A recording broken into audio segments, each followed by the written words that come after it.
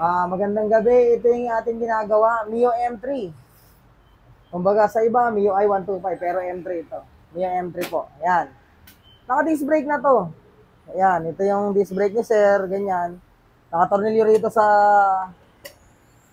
kabitan ng pipe. Ngayon, sabi ni sir, palitan natin ang iba. Sabi ni sir, okay, sige. Meron ka bang ibang idea ang maganda? Meron sir, maganda. Ito, pakita ko sa inyo. Tanggalin natin tong kinabit. Mamaya na natin tanggalin yan. Sige. Diyan muna yan. Ito yung kinabit niya. Pakita ko muna sa inyo yung ginawa ko. Ito, masterpiece to, masterpiece. Art, kumbaga. Unang-una, dito tayo. Ito yung ginawa. Ito na yung pakakabit ni sir. Tingnan nyo, naka-racing boy na yung harapan niyan. Yan. Siya nagkabit niyan eh. Ito sa akin ngayon. Ito yung disc brake ko. Ito. Tapos may plancha ko. Yan. Ganda, di ba? Aerox yan. Ngayon, pag binigdis ni sir yung bagay na bagay na. Ngayon, ito. Paano natin kakabit yan dyan? Nang hindi ganyan ang forma. Gumawa tayo ng swing arm. First in the Philippines, wala pang lumabas na Mio M3 na may swing arm. Ayan, gawa lang natin yan. Fabricated natin lahat yan, mainit-init pa. Yung bearing, papalitan natin yan, ipe-press out natin yan. Ito, mock-up lang to. Yan. Kasi tinig-weld ko yan dyan eh. Kailangan meron yan. Pag hindi, iikom yan eh. Fabricate natin lahat yan. Ito, solid.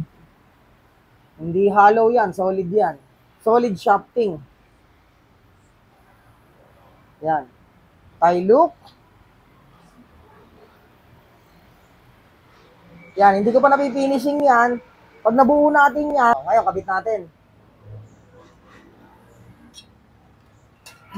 Out with the old, in with the new. Paano natin kakabit yung swing arm? Eh, yung swing arm, maiksi lang. Yung sa may sa may shafting. Okay, meron tayong diskarte dyan. Sa lahat ng gusto ng magpaganito, sa Gravis, M3, lahat ng motor na walang swing arm, Honda Beat, kayang-kaya natin to. Yan. Ito, kabit natin. Tapos, nag-fabricate ako ng special adapter para dyan. Ito, gawa ko lang din to. Yan. Maghapon kahapon ko ginagawa itong mga to. Hanggang ngayon, maghapon ulit. Ito yung special adapter natin. Gawa lang natin yan. Dito yan.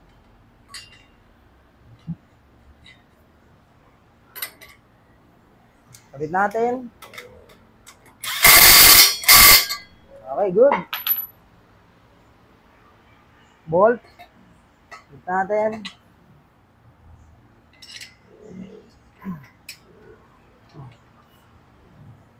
Parang tie look na.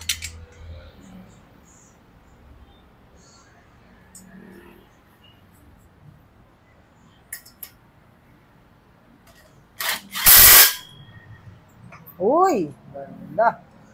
Kakabit natin dito, allen lang. Para look nice. Nice, no? Yan. Tie look yan. Hindi natin tatanggalin yung kaliskis ng TIG weld. Yung pagkaka-TIG weld natin, ganyan na yan. As-is ko na yan. Hindi ko na tabaguhin yan.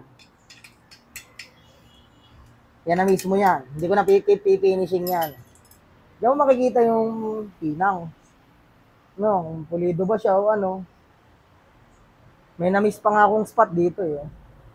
Dito. May na-miss akong spot dito. Ito, hihinakin ko na lang to. Yan. Kabit natin yung kabit ko yung caliper. Tall flat screw, peram. Flat screw, please. Yan. Ito, fabricate lang natin to, Wala pong lumabas na M3 may swing arm. Ngayon lang may swing arm ang M3. Ito, first time to. Wala pa nakagawa nito. Wala pa ako nakita.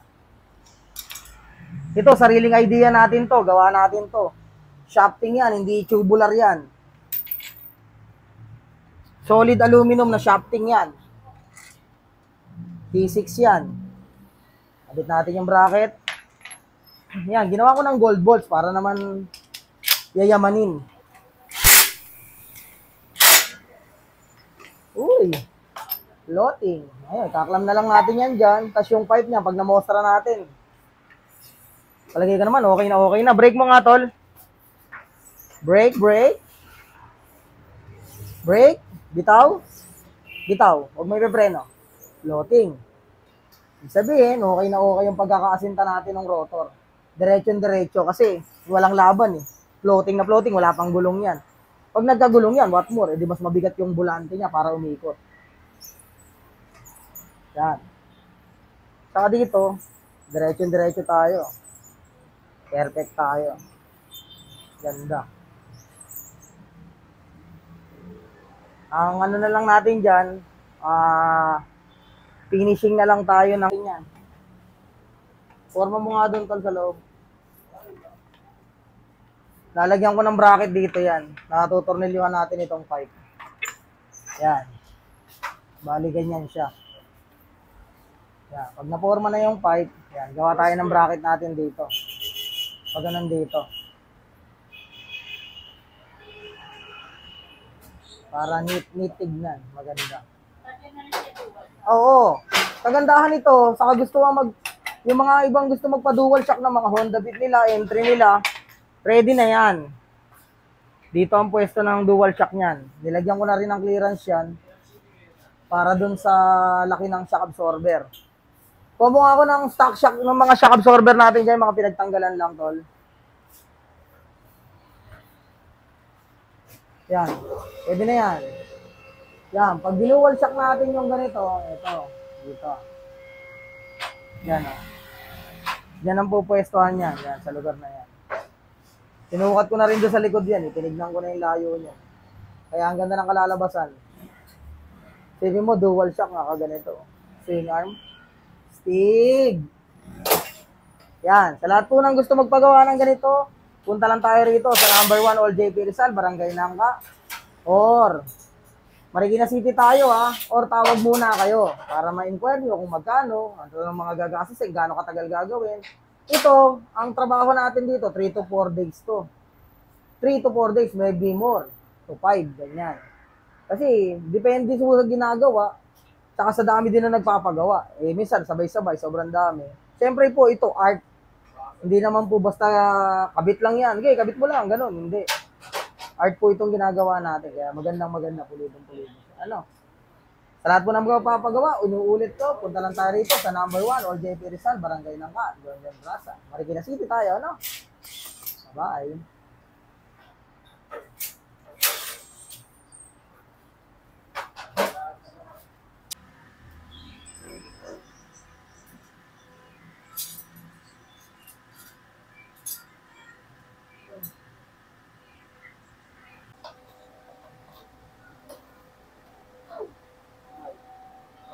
Yan, magandang gabi. Ito yung natin, Tyluk inspired na swing arm natin, na disc brake na rin natin. Conversion disc brake din yan. Yan, buo na. Ayan. Ano bang dulot ng swing arm? Pag swing arm natin yan, ganyan, pwede ka na magkabit ng disc, ng ng attachment ng disc brake. Tapos attachment ng dual shock. Tapos matibay pa yung crankcase. Bakit? Di ba nababasag yung crankcase ng M3 doon sa gitna? Kasi isa lang ang puwersa ng gulong nandito lang. Pagka ganyan, nahihila yung gulong papunta rito. Ito, meron ng kontra dito. Hindi na para mabasag. Kasi buo na siya. Para na siyang Aerox NMAX. Kaya nga yung Aerox NMAX, merong suporta yun eh. Para hindi mabasag yung crankcase. Di ba issue ng Sporty dati, merong nababasag yung crankcase. Kaya naglabas sila ng Salty na merong swing arm. Ayun, hindi na nababasag. Wala pa ako nakitang Salty na nabasag yung crankcase. M3, meron. M3, Gravis, Honda Gear tuloy. Mio Gear. Ayan, halo-halo na tuloy nasasabi ko. Pagod na eh. Ayan. Ayan na yun. Yan na yung ating binubuo-buo na lang. Tetestingin na lang to.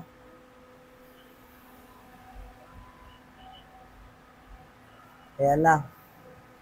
Ayan. Meron bang nakakasama dyan? Wala. May kabubuti ba yan? Meron. Okay, labas na tol. Tabuhan muna yung master dyan. Akin na yung socket ko.